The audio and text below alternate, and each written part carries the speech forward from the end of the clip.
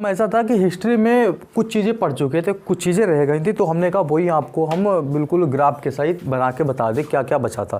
जैसे इतिहास में क्या था, इतिहास में हमें पता करना था कि इतिहास को हम कहाँ से पता करते हैं कि इतिहास में हमारी कहाँ से क्या चीज़ें आई। तो हमने आपको इससे पहले भी ये पढ़ाया था कि इतिहास में पहले क्या था, साहित्यिक स्रोत, उसके बाद पुरातात्विक स्रोत। तो पुरातात्विक स्रोत से हम कुछ चीज़ें पढ़ चुके हैं, जैसे सातवाहन वंश, शीशे के सिक्के, सोने के सिक्के, चांदी के सिक्के, ये चीज़ें हम यहाँ से पता कर चुके हैं जो हमने पुरानी क्लासों में अपनी कराया है। अब आ जाते हैं हम अपने साहित्यिक स्रोत। साहित्यिक स्रोत में क्या क्या था कि धार्मिक साहित्य था, लौकिक साहित्य था। क्या क्या था, धार्मिक साहित्य था, लौकिक साहित्य था। लौकिक साहित्य में क्या था, ऐतिहासिक ग्रंथ, मतलब जीवनियाँ वगैरह जो हो गई, जो जीवनियाँ, वो हम आपको आगे कराएंगे। और फिर हम पकड़ते हैं धार्मिक साहित्य। धार्मिक साहित्य से क्या क्या हमने आपको बताया था, ब्राह्मण ग्रंथ और गैर ब्राह्मण ग्रंथ। ब्राह्मण ग्रंथ में कौन, हिंदू जो आते हैं वो ब्राह्मण ग्रंथ के अंतर्गत आ जाते हैं। गैर ब्राह्मण ग्रंथ जो जैन होते, बौद्ध होते, जो इन धर्मों को मानते थे, वो हो जाते थे गैर ब्राह्मण ग्रंथ। उसके बाद था ब्राह्मण ग्रंथ में क्या क्या आता था, हमें क्या क्या पढ़ना है। ब्राह्मण ग्रंथ में हमें वेद, पुराण, आरण्यक। अच्छा, आरण्यक क्या होता था, आरण्यक ये होता था जो जंगलों में बैठ के, मतलब जो वेद वगैरह, जो ग्रंथ वगैरह जिनकी रचना होती थी उन्हें हम क्या कहते थे, आरण्यक कहते थे। जिनकी रचना कहाँ होती थी, जिनकी जंगलों में बैठ कर, जिनका घर पे बैठ के होती थी, जैसे आज घर पे पढ़ा रहे हैं, कोई बुक लिख रहे, तो ऐसे ये नहीं कहेंगे।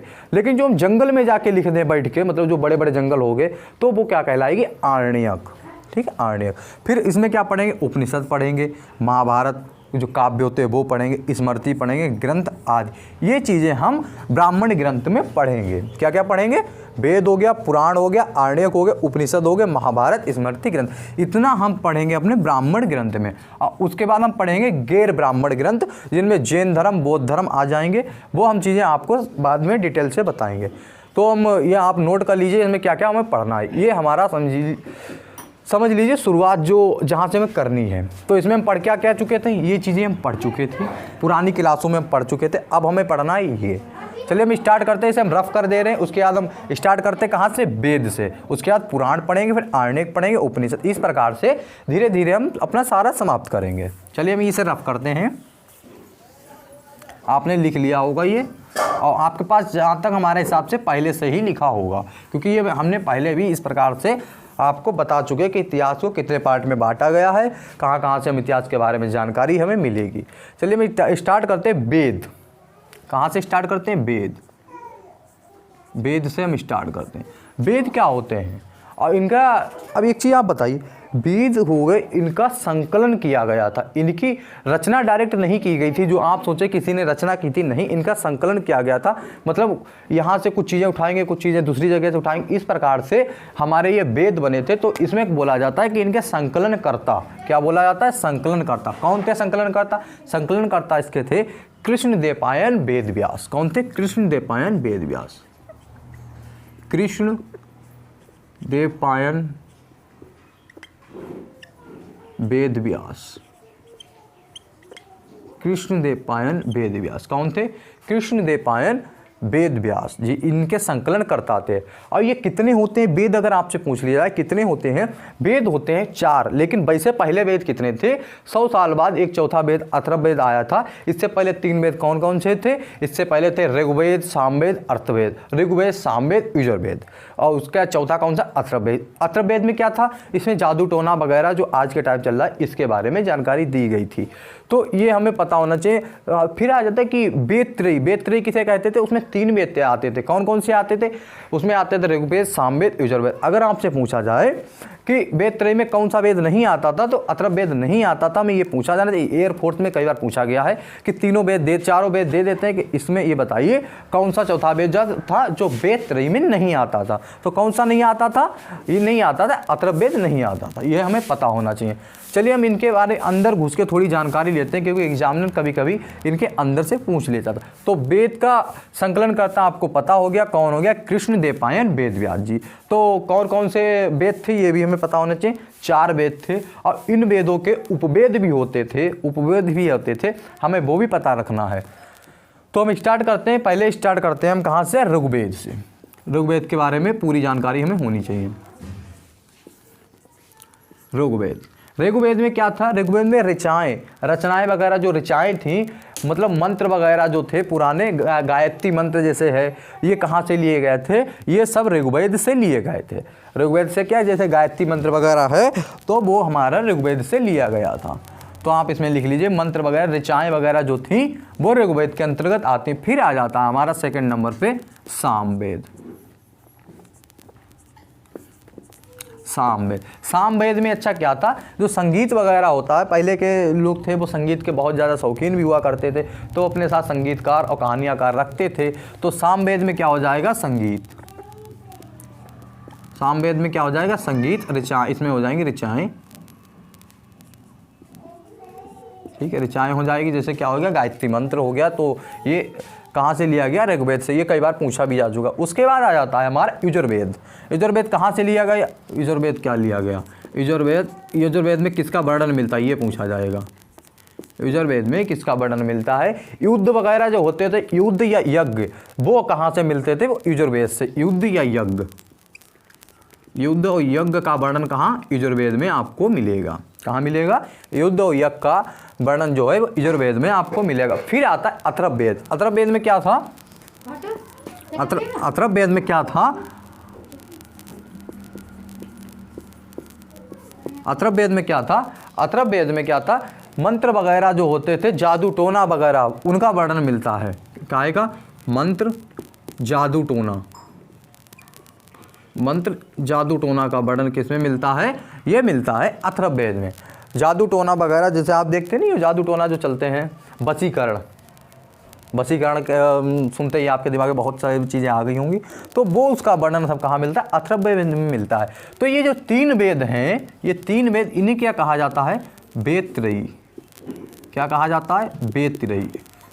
क्या कहा जाता है, इन्हें वेदत्रयी कहा जाता है। और वेदत्रयी में कौन सा नहीं आता वेद है, वो चौथा वेद है अथर्ववेद, वो हमारा वेदत्रयी के अंतर्गत नहीं आता है। ये बहुत बार क्वेश्चन बना, इसे आप ध्यान रखिएगा, ठीक है। उसके बाद आ जाते हैं इनके उपवेद और इनके ज्ञाता, जो हमें पता होना चाहिए, बहुत ज़रूरी है। ये भी कहीं ना कहीं बनते जरूर, देखिए इनसे ज़्यादा नहीं बनता, इतना ही बनता। अगर आप इसे एक बार रट लेते हैं, अच्छे से समझ लेते हैं, तो मेरे हिसाब से यहाँ से अगर आ रहा है तब आप बाहर नहीं जाने देंगे। 1 से 2 नंबर तो पूछा ही जाता है यहाँ से, कभी कभी तो इतिहास से ज़्यादा पूछ लिया जाता है। तो आपको इसके बारे में जानकारी होनी चाहिए। फिर चलिए इसके ज्ञाता और उपवेद भी हमें इसके पता होने चाहिए कि क्या इसके उपवेद हैं। 4 अगर ये वेद हैं तो इनके 4 ही उपवेद हैं, 4 ही इनके ज्ञाता हैं। ज्ञाता का मतलब जिन्हें इनका ज्ञान हो जाता था तो वो क्या कहे जाते थे। जैसे हम किसी चीज़ का ज़्यादा ज्ञान कर लेते हैं तो हम वो क्या कहे जाएंगे, तो वही था कि अगर इन वेदों का जिन्हें ज़्यादा ज्ञान हो जाता था वो क्या कहे जाते थे, किस नाम से पुकारे जाते थे, वो इसमें बताया गया। चलिए हम कर लेते हैं ज्ञाता, जो इधर कर लेते हैं ज्ञाता। ऋग्वेद के ज्ञाता कौन थे, ऋग्वेद के ज्ञाता थे होर्त। उन्हें क्या बोला जाता था, होर्त। होत्री क्या बोला जाता है, होत्री। आपने देखा होगा बहुत लोग लगा लेते हैं अग्निहोत्री आपने सुना होगा आज के टाइम में, तो वो होत्री ने बोला जाता था, जो जिन्हें ऋग्वेद का बहुत ज़्यादा ज्ञान हो जाता था, इन्हें क्या बोला जाता था, होत्री। फिर आ जाता श्यामवेद। श्यामवेद के ज्ञाता को क्या बोला जाता था, उद्गाता।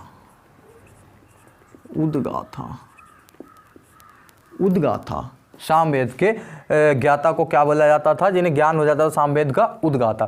फिर आ जाता यजुर्वेद। इन्हें क्या बोला जाता था, इन्हें बोला जाता था, इनके ज्ञाता को अथर्वयु। ये थोड़े नाम अटपटे हैं, लेकिन आपको 2-4 बार आप बोलेंगे तो आपको ये याद हो जाएंगे, अथर्वयु।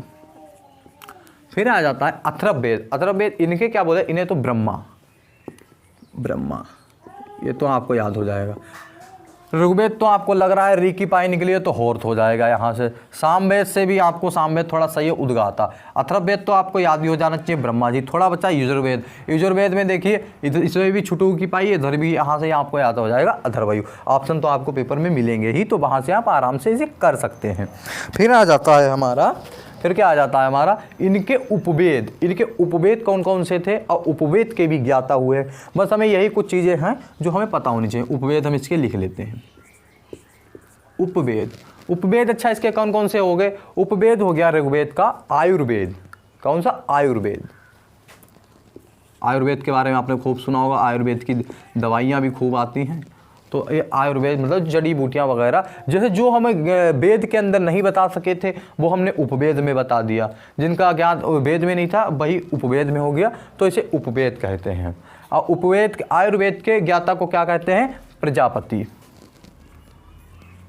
प्रजापति क्या कहते हैं? प्रजापति। फिर आ जाता है गंधर्व वेद। गंधर्व वेद किसका था? सामवेद का। सामवेद का कौन सा था? गंधर्व वेद।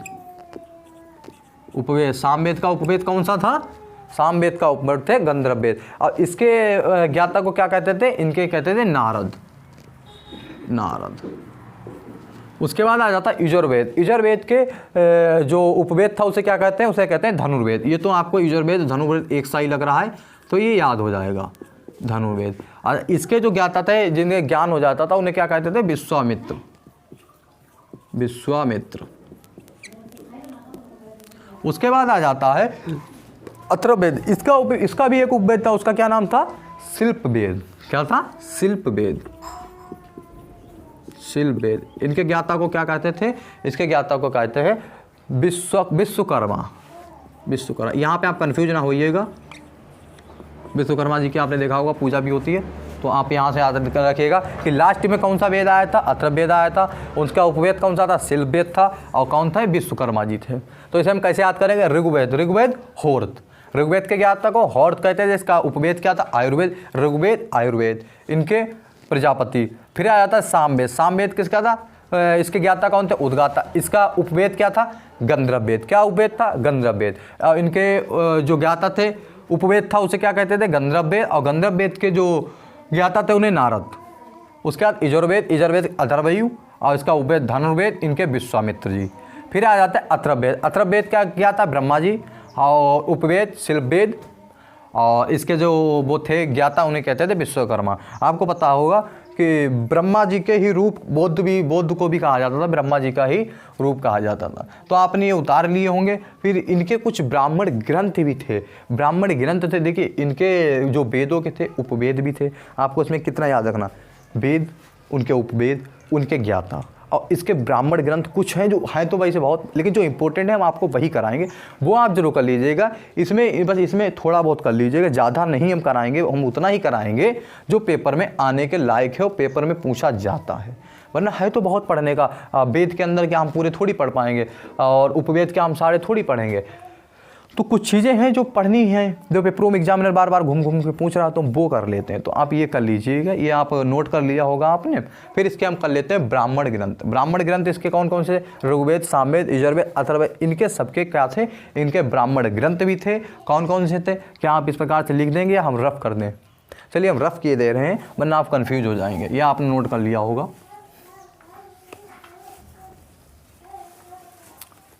इनके क्या थे? इनके वो भी थे, इनके उपवेद। वो उपवेद तो हम कर चुके हैं। इनके ब्राह्मण ग्रंथ इस प्रकार से लिख लेते हैं।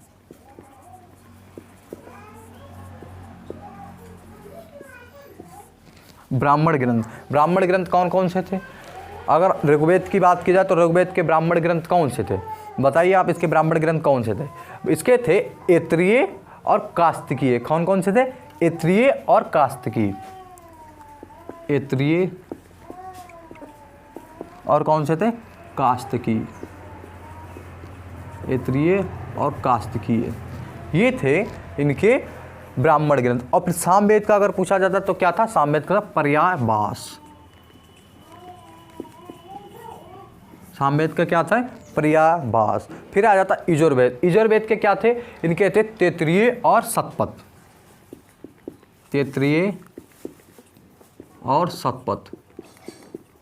तैत्तिरीय और शतपथ। फिर बचा है हमारा अथर्ववेद। इसका क्या था? इसका था गोपथ। बस इतना आपको इसमें करना है, ठीक है। फिर हम अपने पढ़ते हैं, आगे जाते हैं वेदांग। वेदांग में क्या क्या था? वेदांग कितने थे? वेदांग थे टोटल 6। उसके बाद आता है सिर्फ पुराण, फिर उपनिषद, फिर हमारा ये जो हमारा एक पार्टी समाप्त हो जाएगा। तो कितना आता? अथर्ववेद आपने इतना कर लिया होगा। फिर हम पढ़ लेते हैं इसके साथ साथ वेदांग। वेदांग कितने थे? वेदांग थे 6। वेदांग, वेदांग की संख्या 6। कौन कौन से थे? इसे हम याद करेंगे ट्रिक से। वैसे कौन से थे? व्याकरण, ज्योतिष, निरुक्त, शिक्षा और छंद कल्प, ये थे। लेकिन इसे हम ट्रिक से याद करेंगे जिससे हमें ये याद रहेंगे और हम भूलेंगे नहीं। ट्रिक क्या रहेगी इसकी? ट्रिक इसकी रहेगी ब्याजो निसी कच्छ, ब्याजो निसी कच्छ, ब्याजो निसी कच्छ, ब्याजो निसी कच्छ, ब्याजो निसी कच्छ, ब्याजो निसी कच्छ, ब्याजो निसी कच्छ। इसे 2-4 बार बोलेंगे, आपको अपने आप याद हो जाएगी। ब्या से क्या होता है? व्याकरण। जैसे किसी चीज़ की जानकारी लेने के लिए इंग्लिश में पढ़ते हैं तो उसमें क्या होता है, पहले हमें ग्रामर को पढ़ना पड़ता है। तो इसी प्रकार से इनकी जानकारी के लिए पहले ब्या से क्या हो जाएगा? व्याकरण। क्या हो जाएगा? व्याकरण। ब्या से क्या हो जाएगा? व्याकरण। जा से क्या हो जाएगा? ज्योतिष। ज्योतिषशास्त्र पढ़ा होगा, देखा होगा, सुना होगा, मतलब ज्योतिष। ठीक है। फिर क्या हो जाता है? निसी से क्या हो जाता है? निरुक्ति। क्या हो जाता है? निरुक्ति। और सा से क्या हो जाता है? सा से हो जाता है शिक्षा। क्या हो जाता है? सा से हो जाता है शिक्षा। उसके बाद आ जाता है का से क्या हो जाता है? का से हो जाता है कल्प और छा से हो जाता है छंद। इधर लिखे दे रहे हैं, का से हो जाता है कल्प और छा से हो जाता है छंद। ये 1 2 3 4 5 6 हमारे हो गए वेदांग। कितने हो गए? 6 हो गए हमारे वेदांग। ये आपको याद रखना है। इसमें ज़्यादा नहीं पूछा जाता, इसमें बस वेदांग पूछ लिया जाएगा, दे दिया जाएगा कि 4 ऑप्शन दे देना कि इसमें बताओ कौन सा वेदांग नहीं है। हो सकता है इसमें 6 के कुछ और डाल दिया, शिक्षा की जगह गोपत कर दिया जाए या कुछ। अगर आपको पता है ये 6 के 6 तो आपको पता होगा ये है, तो आप सही टिक कर सकते हैं। तो हमने ये ट्रिक से करा दिए, ये आप लिख लीजिएगा। फिर हम आते हैं अपने पुराण पे, क्योंकि हमारे इसके बाद बचे हैं पुराण। पुराण, पुराण कितने होते हैं? पुराण 18। पुराणों की संख्या कितनी है? 18। इन्हें 5वां वेद भी कहा गया। इन्हें क्या? वेदों का वेद और 5वां वेद भी कहा गया है। कितने होते हैं इनकी संख्या? इनकी संख्या होती है 18। वेदांग की संख्या कितनी थी? वेदांग की संख्या थी 6। पुराण की कितनी होती? पुराण की होती 18। पुराण कितने हैं? 18। और इसमें क्या है? इन्हें 5वां वेद और वेदों का वेद भी कहा जाता है। इन्हें 5वां वेद मतलब 5वां वेद माना जाता है और वेदों का वेद भी कहा जाता है। अगर ये पूछ लिया जाए कि वेदों का वेद कौन सा है तो वो है पुराण। कौन सा है? पुराण। इसके बाद आ जाता है कि देखिए इसमें हमें 18 पुराण नहीं करने हैं, इसमें जो कुछ महत्वपूर्ण हैं जो एग्जामिनर पूछ रहा हमें वही करने हैं सिर्फ। जैसे आ जाता है विष्णु पुराण। पहला कौन सा आ जाता है? विष्णु पुराण।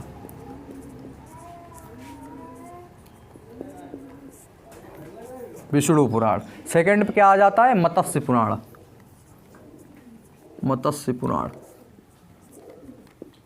जो इम्पोर्टेंट हैं, जो आपने बहुत बार सुने होंगे, हम वो कर लेते हैं। फिर आ जाता है वायु पुराण। वायु पुराण। वायु पुराण के बाद बस हम ये 3 ही कर लेते हैं। 3 ही बार बार एग्जाम में पूछेंगे, इसके अलावा नहीं पूछे गए हैं। अगर आप प्रैक्टिस सेट वगैरह देखेंगे तो यहीं से क्वेश्चन मिलेंगे, इससे बाहर आपको नहीं मिलेंगे। विष्णु पुराण का ये किस वंश में ज़्यादा चर्चा इसकी मिल रही है? मौर्य काल में। कौन से काल में? मौर्य काल में। मौर्य, विष्णु जी मौर्य के समान, समझ लीजिए। विष्णु मौर्य काल अगर यहाँ पूछा जाता। मत्स्य पुराण की चर्चा इसमें मिली सातवाहन वंश। सातवाहन वंश। आप मुझे बताइए सातवाहन वंश के शीशे के सिक्के किसने चलाए थे? कमेंट बॉक्स में। उसके बाद आता वायु पुराण। वायु पुराण गुप्त वंश, इनकी चर्चा गुप्त वंश। अब आप मुझे बताइए कि वायु कैसे चलती है? वायु देखिए चल रही है, यहाँ हल्की फुल्की तो चली रही है, आपको दिख रही है? नहीं दिख रही है, तो इसका मतलब वायु गुप्त है। तो वायु पुराण से गुप्त वंश के पता चलता है। इसकी चर्चा कहाँ होती है? गुप्त वंश में अधिक से अधिक होती है। ठीक है। उसके बाद जो बस यहाँ से हमारा कुछ पुराण से था, हमने पुराण भी कर लिया। अब हम पकड़ लेते हैं अपने उपनिषद। उपनिषद कर लेते हैं, क्योंकि उपनिषद जो हैं बस उपनिषद ही इसके बाद रहेंगे, फिर काव्य भी हो जाएंगे और इसके बाद हमारा ये चैप्टर क्लोज हो जाएगा। चलिए हम ले लेते हैं। इसके बाद क्या लेते हैं? उपनिषद। उपनिषद। उपनिषद कितने हैं? उपनिषद हैं 108। कितने हैं उपनिषद? उपनिषद हैं 108। कितने उपनिषद? उपनिषद हैं 108, लेकिन इसमें 13 जो हैं वही प्रमाणित हैं। 13 कितने प्रमाणिक हैं तो सभी, लेकिन मान्यता अधिकतर 13 को ही दी गई है, अधिकतर 13 को ही दी गई है। वही एग्जाम में बार बार पूछे जा रहे हैं। तो यहाँ ये आप नोट कर लीजिए, उपनिषद कितने हैं? उपनिषद हैं 108, पुराण कितने 18, वेदांग कितने 6, हमें ये पता होना चाहिए। अच्छा, उपनिषद का मतलब क्या होता है? उपनिषद का मतलब क्या होता है ये आपको पता होना चाहिए। उपनिषद का मतलब होता है कि गुरु के समीप बैठकर लिया जाने वाला ज्ञान, गुरु के समीप बैठकर लिए जाने वाला ज्ञान। देखिए अब तो सब ऑनलाइन हो गया, वरना पहले क्या होता था? पहले होता था कि बच्चे फट्टी वगैरह बिछा लेते थे और गुरु बैठ जाता था, उसके चारों तरफ बच्चे बैठ जाते थे, तो वहीं पे ज्ञान वो दे देते थे, मतलब पढ़ा देते थे बच्चों को, आपने देखा होगा। लेकिन अब ऐसा नहीं, अब तो बहुत बहुत दूरियाँ हैं, लेकिन फिर भी बहुत पास हैं। ऑनलाइन का सिस्टम क्या हो गया, दूरियाँ तो बहुत हैं लेकिन पास भी बहुत ज़्यादा हैं। तो क्या हो गया, उपनिषद का मतलब होता है गुरु के समीप बैठकर लिया जाने वाला ज्ञान। ठीक है। अच्छा, इसमें चर्चा किसमें मिली है? जैसे जो होता है ब्राह्मण समाज हिंदू में ज़्यादा चर्चित रहता है। क्यों? अगर ब्राह्मण कितना भी गरीब हो फिर भी उसका बच्चा आपको पढ़ा लिखा जरूर मिलेगा, पढ़ाई जरूर कर रहा होगा, तो इस वजह से इन्हें ज़्यादा ज्ञान होता है। लेकिन इसमें उपनिषद में राजपूतों को ज़्यादा मान्यता दी गई। किसे? राजपूतों को ज़्यादा महत्व दिया गया है। ये भी आप लिख लीजिएगा, राजपूतों को ज़्यादा महत्व, राजपूतों को ज़्यादा महत्व उपनिषद में दिया गया था। और इसमें कौन सा था जो आपने खूब सुना होगा, लिखवाने की मुझे ज़रूरत नहीं है, मुंडोपनिषद, जहाँ से सत्यमेव जयते लिया गया है। मुंडोपनिषद, सत्यमेव जयते, कहाँ से? मुंडोपनिषद से सत्यमेव जयते, जहाँ से लिया गया है मुंडोपनिषद। ये आप लिख लीजिए, मुझे लिखवाने की ज़रूरत नहीं है। मुंडोपनिषद खूब ही चर्चित है और सभी लोग जानते होंगे कि मुंडोपनिषद कहाँ, सत्यमेव जयते कहाँ से लिया गया? मुंडोपनिषद से। फिर आ जाता है इसके अच्छा कौन कौन से फर्स्ट उपनिषद था कौन सा? अगर ये आपसे पूछ लिया जाए कि फर्स्ट उपनिषद कौन सा था, फर्स्ट कौन सा था? फर्स्ट की बात की जाए तो ये था बृहद्रायण। बृहद्रायण कौन सा था? बृहद्रायण। और सेकंड की बात अगर की जाए, लास्ट की, इसमें यही ज़्यादा नहीं जानना, हमें फर्स्ट और लास्ट ही जानना है। लास्ट की अगर बात की जाए तो लास्ट कौन सा होता है ये आप बताइए, लास्ट कौन सा होता है? लास्ट होता है जलौपनिषद। कौन सा? जलौपनिषद। लास्ट लिख लीजिए, जलौपनिषद। लास्ट कौन सा हो गया? लास्ट हो गया हमारा जलौपनिषद, जिसमें ब्रह्मा विष्णु महेश की चर्चा इसी में है। ब्रह्मा विष्णु महेश जी की चर्चा इसी में, अकबर के काल में इसका खूब ज़्यादा प्रचलन था, खूब इसके जानते थे। फिर आया था कठोपनिषद। ओम यम नचिकेता। ओम यम नचिकेता का वर्णन किसमें आपको मिलेगा? ये मिलेगा कठोपनिषद में। कठोपनिषद, ये भी आप लिख लीजिए, कठोपनिषद। ओम यम नचिकेता, यम नचिकेता ओम, ओम यम नचिकेता ओम, इसकी चर्चा कठोपनिषद में मिलता है। अगर आपसे पूछ लिया जाए कि टोटल उपनिषद कितने हैं तो आप बताइए कितने हैं। टोटल उपनिषद हमारे 108 हैं, उसमें प्रमाणित अधिकतर 13 हैं, 13 भी हमें नहीं पढ़ने हैं। जो पूछा गया जिनसे, जैसे मुंडोपनिषद हो गया, उससे मुंडोक लिख लीजिए आप, मुंडोपनिषद सत्यमेव जयते, यहाँ से ये आप लिख लीजिए। ये पूछा गया है प्रश्न, बात ये है एग्जामिनर कई बार पूछ चुका है, और आपके साथ कठोपनिषद से पूछ सकता है क्योंकि मुंडोपनिषद कई बार पूछा जा चुका है। तो हमने सारा कर लिया, हमारा जितना था हमने सारा कर लिया इसमें। और इसके बाद जो कुछ बचे हुए हैं महाकाव्य वगैरह, महाभारत, उनके बारे में हम आगे जानकारी आपको दे देंगे। अगर आपको मेरी वीडियो अच्छी लगे तो लाइक शेयर सब्सक्राइब जरूर कीजिएगा। Thank you.